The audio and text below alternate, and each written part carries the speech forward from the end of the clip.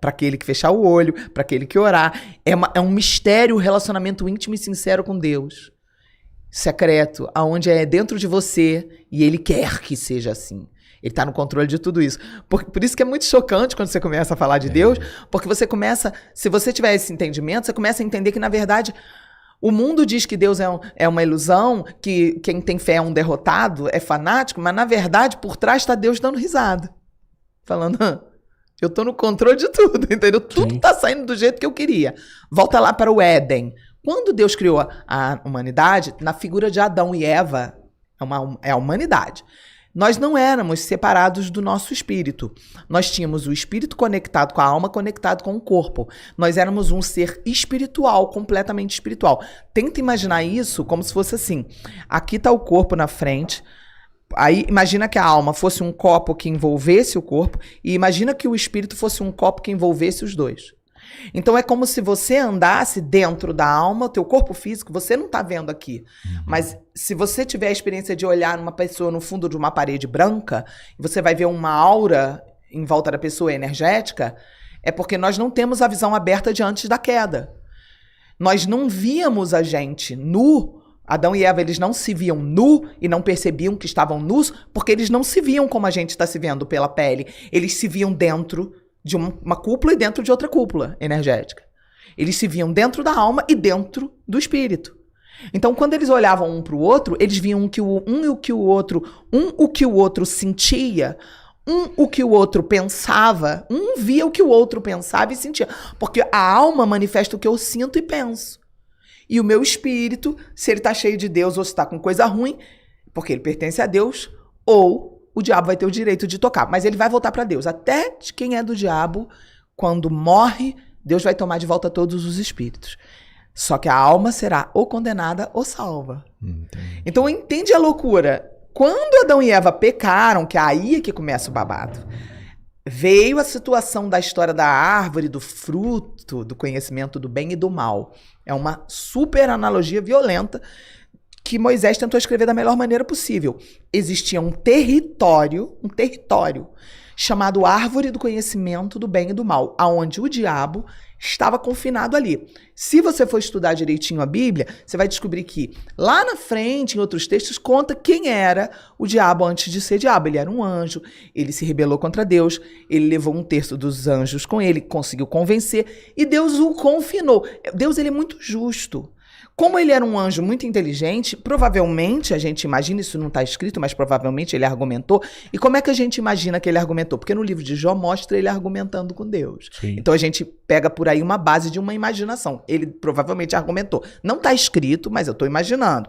Provavelmente ele argumentou com Deus. Poxa, então peraí, você vai me banir assim? Você vai me desintegrar assim? Né? Provavelmente ele argumentou. Deus muito justo, provavelmente disse, não, vou te confinar aqui nesse território. Você vai ficar restrito a esse território. Você não tem poder mais de agir, você vai ficar vivendo aqui. E a figura da humanidade, Adão e Eva, foi avisada por Deus. Mas só que eles não conheciam a maldade, só o bem. E a figura de Adão e Eva recebeu qual orientação? Olha, vocês podem se alimentar, se relacionar, comer de todas as árvores que existem aqui nesse lugar. Só não se alimentem daquela ali. Não entra ali, não vai naquele território ali. Não traz para dentro de você o que está dentro daquela árvore ali. Porque no dia que vocês comerem daquela árvore, vocês vão morrer. Não era uma morte física, era uma morte espiritual. O que aconteceu no dia que eles desobedeceram? Porque a serpente, o diabo, começou a conversinha, bababá, historinha da serpente, convenceu a coitada da mulher, cai pelo ouvido. E ele não... Você vê que o diabo, ele não foi no homem, ele foi na mulher. Porque o homem não cai pelo ouvido, o homem cai pelos olhos. Então olha como é que ele usou a estratégia. Se eu conseguir convencer ela é bonita. Ela leva ele para mim. Até hoje, milhares de homens, entre Deus e o prazer com mulher, escolhem o prazer com mulher.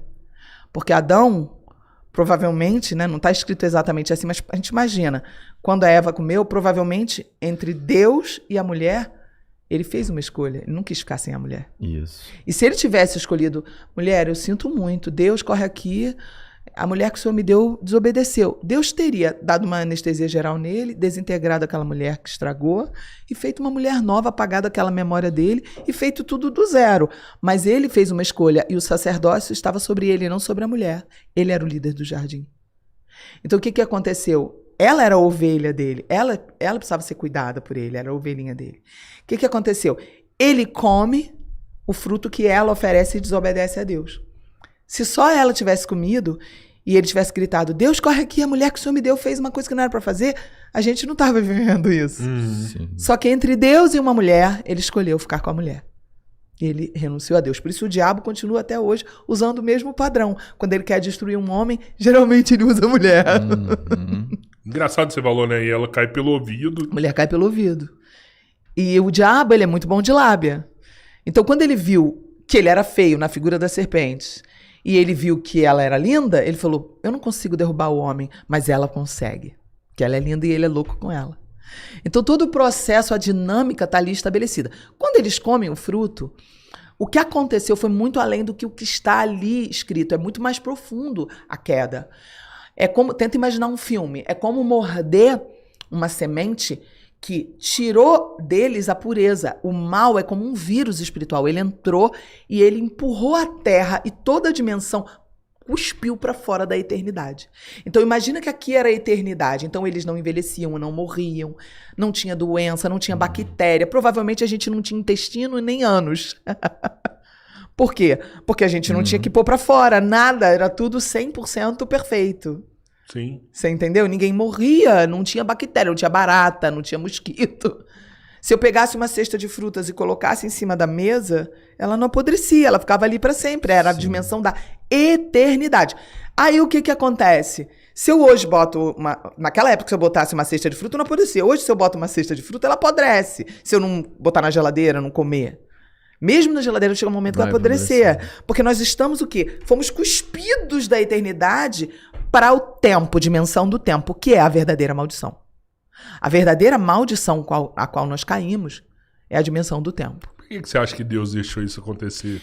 Porque, na verdade, Deus ele é justo.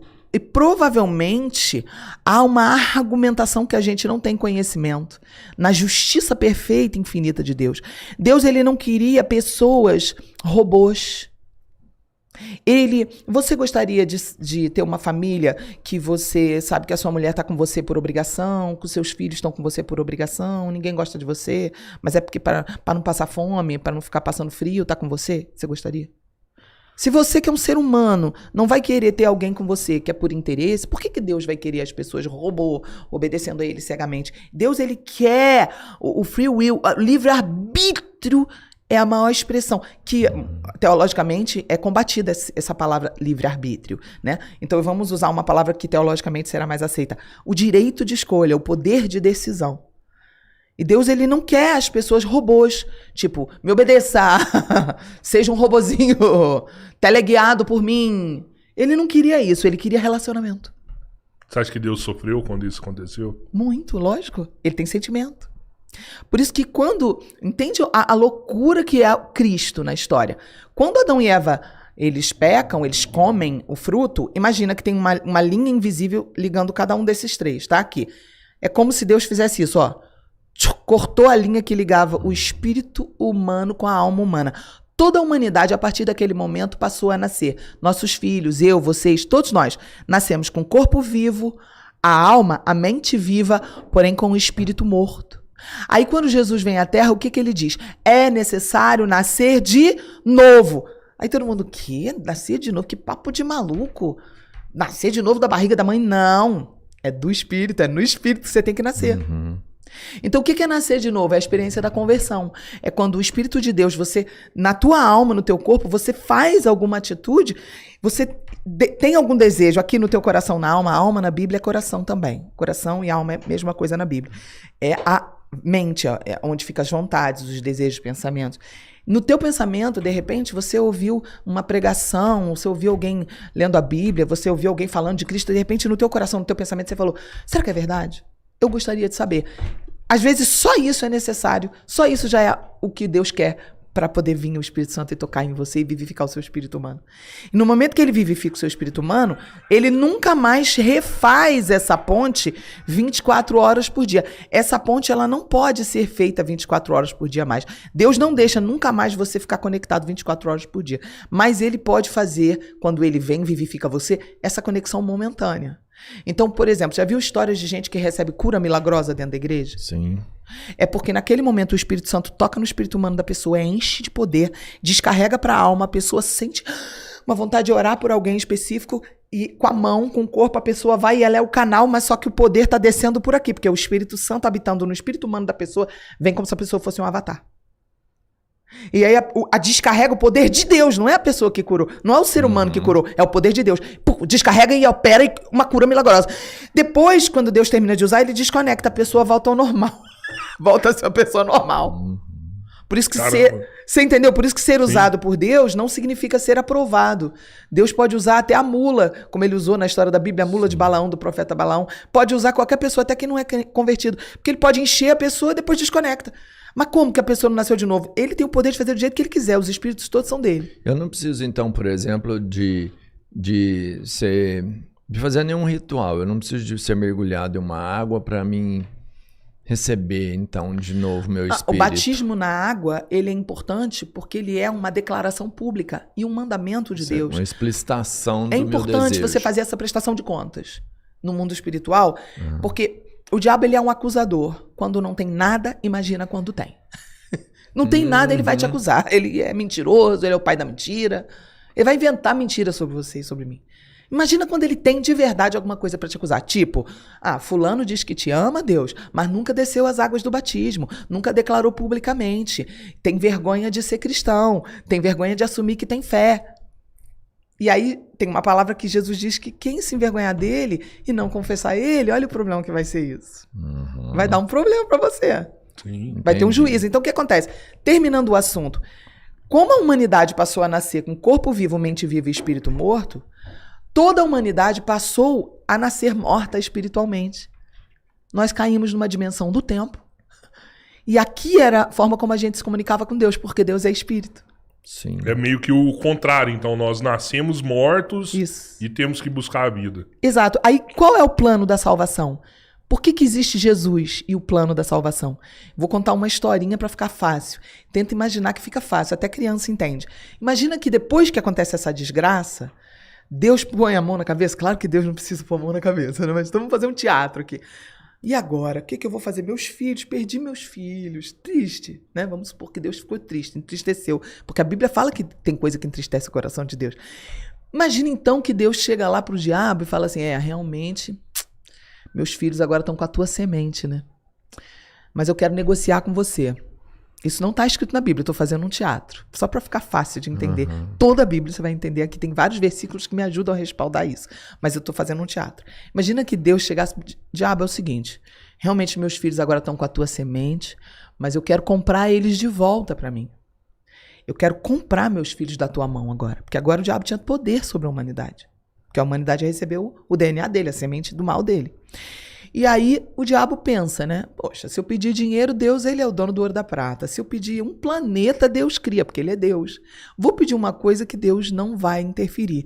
Algo que tem a ver com o poder de decisão, o livre-arbítrio humano.